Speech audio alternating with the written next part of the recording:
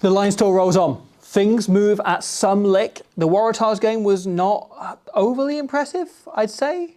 No, it was a real struggle. I think the Waratahs did a really good job of disrupting the Lions, especially at the breakdown, and that made things really, really sticky for the Lions. So this is the biggest test upcoming. The Brumbies, the highest finishing team of all the Australian teams in Super Rugby, are well renowned as the best of them. And you look at the team that they've fielded, and even without them having to release all of the Wallaby players that they've got in their squad, is such a strong team. It really, really is. No, it's a very, very good team. There's so many players who are Wallabies or have been Wallabies in past, like so Tom Hooper, who I rate really highly, is playing his last game before heading off to the Exeter Chiefs. Yeah. So he'll play alongside nobody on this tour, well, I guess. Yes, I guess so. I realise now. I was about to say Luke Cowan-Dickie, but he's gone. He, of course, will get the opportunity to play alongside his brother Lachlan for the first time ever at professional level, Tom Hooper. So that's an exciting thing in itself, and potentially the only time ever. Yeah. But yeah, Tom Hooper's a brilliant player, was, of course, infamously selected and favoured over Michael Hooper, of no relation, in the 2023 World Cup. And that went, and directed Cats as well, which people forget so often. Yeah, fascinating. The King's Speech. Speaking of former Wallabies, or what people with decent Wallaby careers or caps to their name, you've got Cairden Neville in the second row, who is a brilliant line-out forward, a big unit, really good at maul time, at disrupting opposition mauls. So that'll be something the Lions really have to keep in mind, that's something that the Wallabies will bring to them that potentially a lot of the other kind of club teams haven't so far, whereas Cairden Neville's really, really good at that. And, of course, Welsh fans will be still haunted to this day by the sight of Lachlan Lonergan, who scored the winning try. He got Wayne Pivac fired. Yeah. He scored the winning try in that game where Wales built a massive lead, and Lonergan came on at the end and was brilliant. Yeah.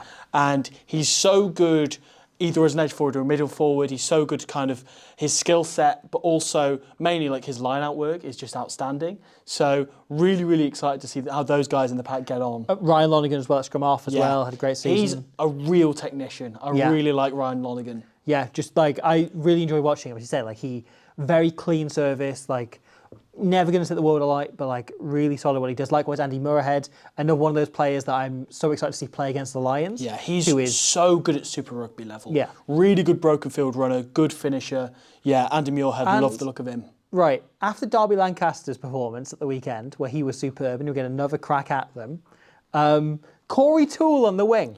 What a prospect. Has been superb for the Sevens. One of the best Sevens players in the world last year. Was just brilliant for the Wallaby Sevens. Having been plucked out from Super Rugby, bear in mind as well, that he was picked in there as a 15s player, that they plucked out, for instance, Mark Nwangani-Tawase as one of the big names, but Corey Toole was the other one, where they went, these guys are really good, like test level wingers in 15-a-side, and let's turn them into 15. It was something he always wanted to do, was to play Sevens for the Wallabies and get that chat. And, and he went and did it, and he was superb. And it kind of made his name and kind of made him into like a much broader, brighter prospect, and then has kicked on since and has been so exciting to watch every time he gets the ball. He's rapid. There's a chance we see, and it's been a weird thing about this tour, right, is we saw Dylan Peach have a brilliant game in the first game for the Western Force. We saw Derby Lancaster, and I think Corey Toole might be the latest addition to that list of wingers who are on the periphery of the mainstream, kind of having a game where you go like, oh, holy shit, they're real good. They're serious players. It does make you think that the Lions picking Tommy Freeman on the wing is kind of an essential to mark Corey Toole, because Freeman is defensively so solid. And as much as like Mac Hansen is 9 times out of 10, I would actually argue that Derby Lancaster played better than Mac Hansen on the weekend. Yeah, I would. Hansen didn't play as badly as a lot of people are kind of trying to make out. I think there's a bit of a witch hunt for Mac Hansen at the moment. And there was before the tour. Like a lot of people were really angry about him going, and I didn't get it at all. I don't get it. And don't get me wrong, Mac Hansen did a few stupid things. Like there was that grubber kick throw that he tried, which was just sheer frustration, and a couple of tackles that he may have missed or balls that he could have taken or whatever. But generally, I thought he did all right. However, Derby Lancaster was absolutely outstanding on the weekend. And having Corey Toole playing opposite Tommy Freeman is super exciting from a Brumbies point of view. If we pretend to be biased Brumbies fans for a moment, right? And I am, truly. Yes. But the thought of Tommy Freeman getting skinned on the outside by Corey Toole isn't an impossibility. No, certainly not. And same with like Blair Kinghorn at the back. That like Corey Toole, his main thing is acceleration. It's as soon as you get the ball, it's how quick he gets to his top speed. And yeah, on the Sevens circuit, the guy was absolutely outstanding, and he's a proper try scorer in rugby union as well. I'm so excited to see how he gets on against the Lions. Yeah. And as a Lions fan, to flip it on its head, I'm really grateful for the back three that the Lions have picked, because James Lowe, defensively very strong, Blair Kinghorn, positionally very good, and Tommy Freeman, again, is a guy who doesn't make many errors. So when it comes to marking Corey Toole, they need these players out there, Yeah. I'm fascinated by how fresh it feels like Farrell is keeping some of the players.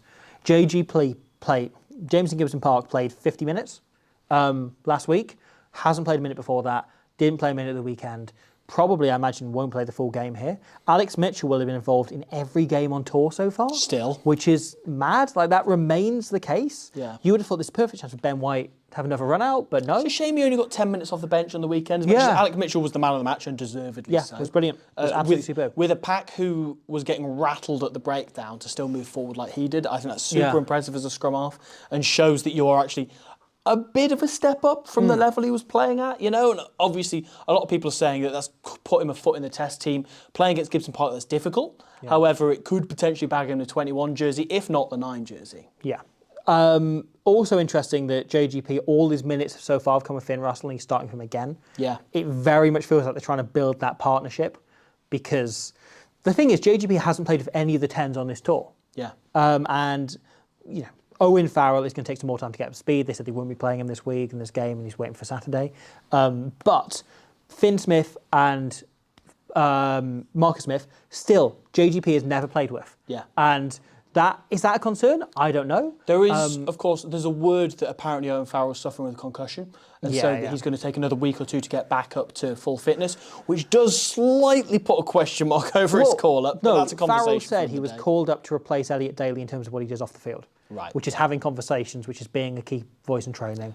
That's the thing we slightly missed off our video on Owen Farrell. We talked about it a bit at the end. We talked about it a bit, but Paul Williams made a really good point on Twitter, saying that clearly there is something to do with, there's a certain type of leadership in the squad that clearly Andy Farrell's gone, I'm not seeing this at the moment. Yeah. I know a guy who can definitely bring that, who I know pretty well, Yeah. So that's clearly a big part of why he's Have they met Farrell and Farrell? Yeah, once or twice. Okay. So the big question that keeps coming up, right, is this the test team? Is this the team that will start the first test? I think the answer is no. Okay. The answer is possibly, but I don't think he's selected the team yet. No, I don't think so. I think this is the closest thing, and I think it is deliberately the closest thing to the test team we've seen so far. Because, as I say, this is the strongest team they will probably play on tour. The AU NZ 15 that they've named is very, very strong. But it's ramshackle and has only come together in the days beforehand. It's similar to what the Lions is, So, with that in mind, this is probably the sternest test of these windows, of the kind of the pre-test window, I guess. That's a weird way of phrasing it, but you know what I mean. So there's certain combinations that you wonder about. You wonder about which centre combo he's going to go with. I do think this tells us that he wants to go for an established combo of either Aki and Ringrose or Hugh Pilotu. He wants to go for one of those together. I think he tried Aki Pilotu, as we called it, and he kind of thought, okay, if I have a 13 available, I won't necessarily go for that as my first choice. Maybe he'll tinker with that by tests 2 or 3, but I don't think in test 1 that is what he's leaning towards. So I think it's a bit of a shootout in that situation. The back row is a really interesting one. So he's opted for Ollie Chesham to play at 6 in this game. He's a very good back row forward, Ollie Chesham. England played in there a couple of years ago in the Six Nations, and quite interestingly, what they'd do is on defensive ball, they would put him to number 8 in the scrum to have a little bit more weight coming in behind the second rows. So you've essentially got 3 second rows playing in that position, backing up the front row, which I think is a really inspired call that Borthwick made, being a second row himself.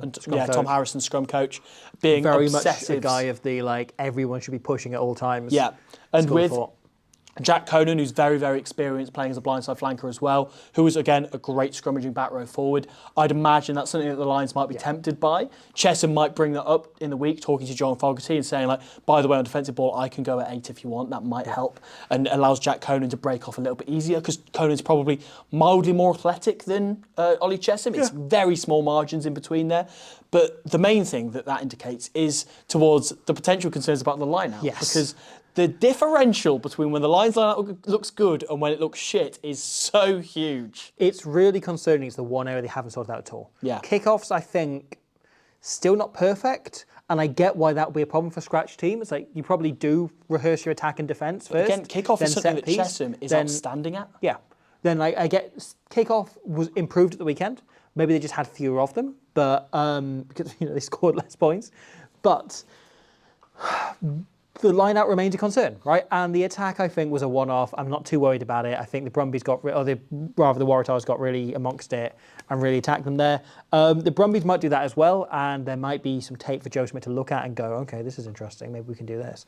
But broadly, I think they'll be much better for this team coming in together. However, the line-out is a concern. And you look at that team now, they have 5 jumping options in the pack. Like, they have gone from 2 to 5, which is significant. And we'll probably, hopefully, see the line-out run much, much better as a result. Yeah, 100%. And yeah, you've got Tom Curry playing at 7 there. Obviously, I still think there's a bit of a toss-up with Van der Fleer, Jack Morgan as well. That all of those guys are very competitive in the 7 jersey. Even Pollock coming off the bench. I think that the bench is probably the slot that Pollock's competing for because impact is the thing that he brings. I think we can maybe do this another time, but in terms of where in the test team is nailed down, I think there's very few positions. I think Genge has pretty much written himself into the loosehead jersey. He's the form player. A surprise because I think everyone had Porter down, but like Genge has absolutely played his heart. Right, Genge off at your peril. Sheehan I think is the most locked in player. Yeah. I think Sheehan is the most nailed on. He was before the tour for just being excellent, and I think now the hook is really challenging. But Count Dickey had his best game on tour by a long way at the weekend. I thought he really stepped up and looked like himself again, which is superb. Then Furlong's got a very good shout there. That second row is interesting because I think they want to see them together in Itoje and McCarthy. Yeah. And then they likewise have seen Tyke Byrne at 6. I think he's considering very much that. Do we play a big lock at 6 for a big blind side? And I think he wants to have a look at Chesham there. And likewise, Curry hasn't played 7 yet. He's played all his minutes at 6. So they want to have a look at Curry in the 7th jersey and see if he performs any differently. I think that's very wise to give him a go there because it's his position by trade, isn't it? Is 7. And also, like, Tyke Byrne hasn't been a 10 out of 10 so far in this tour. He's played broadly quite well, but he's not been at the absolute, like, bludgeoning top of his game. Yeah. And Chesham could put a bit of pressure on him there. Yeah. And again, Joe McCarthy's played very well broadly on the tour. And so I think for McCarthy, it's an audition because he's broadly so far played alongside the guys not in this, that we're not going, oh yeah, he's nailed in. Yeah. And so I think it's a real audition to go, are you good enough amongst this lot to like really nail yourself down as one of the best players in the team? Yeah. And if McCarthy plays really, really well against the Brumbies, you could just be saying, yeah, he's straight in the team. Yeah. I think the halfbacks are the test combo for the first test. Yeah. I think the thing that indicates most that this is a trial run for the test is the fact that he's still not giving Marcus Smith a start at 10. Marcus Smith is still on the bench. I don't understand the handling of Marcus Smith at all. It's been crazy. Why take him on tour in the first place if you're going to do this? I don't know. I find it very strange. And I know that, I mean, realistically, the Waratahs game should have been the game where they started Marcus Smith at 10 and given him a go there. And the fact that we're now 5 games in and they've still not done it, it's clearly, this one is clearly an anomaly because they've gone, this is a trial run for the majority of the test team, if not the entire thing, for like, let's say 11 or 12 of them, or the key combinations, as you say, 9 and 10. Yeah, I assume Marcus will get a run out at 10 in the Anzac game. It just feels a bit patronising, kind of giving him a token run out a week or 2 out from the test. But also I think you can probably go, these are the guys who we assume are going to start the test, or we want to have a look at as a test starter. Want to see how this team works if it were to be the test combo. Then the players that nail themselves in will be rested at the weekend, so JGP and Russell probably won't play. So we may go into the test with JGP having played less than 100 minutes of rugby or about 100 minutes of rugby by the time we get there. Genge will probably be left out. Sheehan will be left out. Like, there'll be a bunch of players that barely played that then started the test series. So you probably then look at giving the likes of Morgan and Van der Fleer, maybe have a go together, put Morgan at 6, see if he can play there, if you're happy for him there. We're speculating getting ahead of ourselves here, right? But very much like this is, I think, largely about how the Lions front up physically rather than how they play with the ball in hand. Yeah. And can they dominate and get on top of a Brumbies pack who've been very good all season? Yeah. And similar to what we're saying about Joe McCarthy, I think Blair Kinghorn at the back, there's a bit of a shootout between him and Keenan. Yeah. And they wanted to give them both a lot of minutes. They moved Kinghorn to the back by the end. But yeah, it does make me wonder. I feel like they're both going to get a game at 15 this week. And I just feel like whichever one plays better is going to get the jersey. I think it's going to be as simple as that. Likewise, Hanson be able to come off the bench for Freeman. Yeah. And have a look at both of those, because I think those two are shooting out for one spot. I think Lowe has pretty much nailed himself in as well. Especially, I can't stress enough against this Brumbies back three. Yeah. We talked about Matt Hanson's former team. Yeah, of course. Yeah, we talked about Corey Toole. We talked a bit about Andy Muirhead at fullback again, like the threat he brings ball in hand. Also Ben O'Donnell on the other wing, really, really quick player.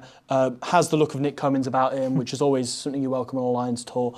But yeah, that's something that I feel like the back three is still not entirely locked down, so particularly at fullback because of unavailability. So I feel like that's something that's going to be really crucial for the Lions moving forward. It feels alarming there's one more game after this before the first test. Yeah. Like it feels like they need some more time. Yeah. And yet the Brumbies will be dead up for this. They're going to look at what the Waratahs did and we can go one better. Yeah. Right? They look at what happened 12 years ago when they almost beat them. You know, they ran them really close, a very low-scoring game in the end, and go, well, can we improve on that? If you're Rory Scott or you're Tom Hooper, you are looking at what the Waratahs did at the breakdown. You know, you look at like, even in the centres, like Joey Walton for the Tars was absolutely outstanding, just ruining the breakdown at all times, right? Charlie Gamble, how good was he? So good. And like Ben Earl came out after the game and he was like, yeah, I think Charlie Gamble did a number on us at the breakdown. Yeah. And he just said that clean off. I respect the hell out of that. He was so honest about it and just said, we need to be better at the breakdown because Gamble completely outdone. And he has got himself a spot in the AUNZ 15. Yeah. So he'll get another crack at it and he is going to be fired up. But again, yeah, if you're Scott, if you're Hooper, you're looking at what Gamble did, you know, what Walton did, as I mentioned earlier, various other names in the Tars team. They're going to look at that and just go like, we're going to target them physically here. We're going to go for that breakdown. And I know it's a different team. I know it's a completely changed back row. But again, like they've gone for two back rows on the bench in Van der Fleer and Pollock with no second row cover, with Chesham as the obvious second row cover. He'll slide inwards if there's an injury there. Presumably they'll try and give him 80 minutes in the back row, or they'll sub him off rather than moving him inwards. However, with that, you just imagine Tom Hooper in particular, his last game for the Brumbies, he will be fired up all day long to just slow down that ball and get through to Gibson Park and make that connection between 9 and 10 a little bit stickier for the Lions. Yeah. I'm looking forward to it. It's there's a little bit of part of me's quite scared because you know 12 years ago, of course, it was the Brumbies who got one over the Lions in the end, and they will have been talking about that in the week, no doubt. The Brumbies talking about what came before them, and they are the team that you looked at before the tour and thought they're going to try and put a number on us. Yeah. So, do you think this game has a bearing on the first test? Or do you think it's just a one-off exciting prospect against a team who will properly go at the Lions? A bearing on the first test, that's a good question. So people would let's say the Lions lose this, people will bring up, how is this team expected to win a test match if they lost to the Brumbies? It doesn't quite work that way because you can have a bad game and bounce back from it, or you can learn things, or you can alter how a combination works together. Or the main thing that people point to, you can make substitutions. That you can change a couple of names in the test team, right? In also, terms of, you're playing a different team who plays differently, right? Exactly. It might be that the style of rugby they're playing is absolutely to target the Wallabies. It might have more of a bearing on the first test for the Wallabies than necessarily the Lions. That they will see something and go, brilliant, this suits a move that we want to run, or a certain style of play, or a way we like to kick, or something we like to do off set piece, you know? It might have a bearing for them. However, I think in terms of the biggest knock-on effect it could have on the first test might be, and I hate this point in the tour as a Lions fan, but you can very easily play yourself out of the test team at this point, rather than necessarily play yourself in. I mentioned there Joe McCarthy. If he's absolutely outstanding, he can nail himself starting shirt, right? If he plays really, really badly, there are plenty of people who will take that shirt off him gladly.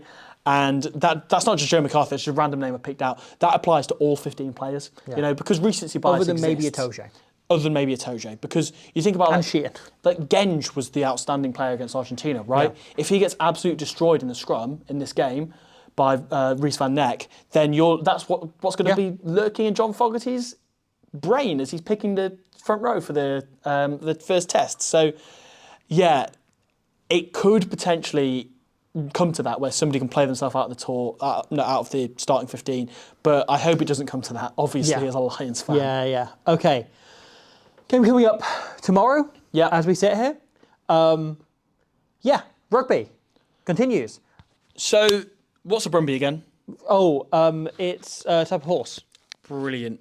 Good luck and nay, and indeed nay. Do you want the Brumbies to win, yay or nay? I should have said that.